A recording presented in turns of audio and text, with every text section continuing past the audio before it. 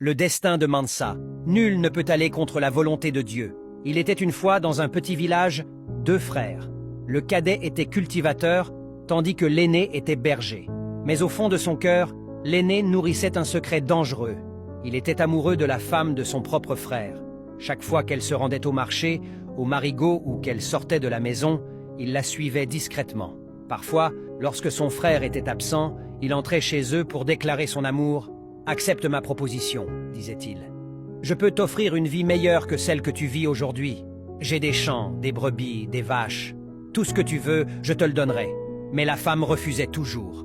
Elle ne comprenait pas pourquoi, parmi toutes les femmes du village, c'était elle, la femme de son frère, qui l'intéressait.